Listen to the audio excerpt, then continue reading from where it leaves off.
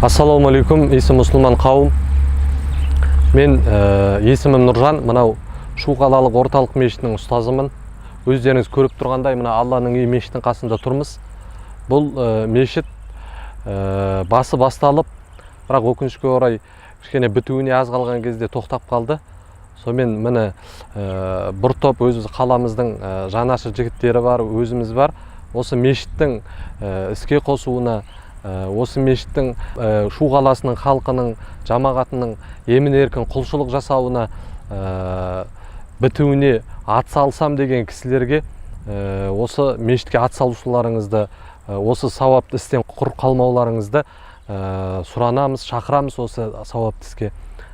Бұхар жырау атамыз айтпақшы, 5 уақыт намаз қаза қылмасқа демекші.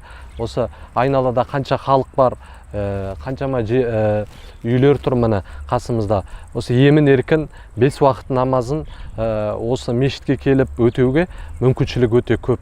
Сондықтан да құрметті көпшілік, осы мешітіміздің негізгі 70-60% бітті, бірақ ішінде әлі әрлеу, көркемдеу жұмыстары, су жүргізу, жылу жүргізу деген мәселелерге қаражат жетпей тұр.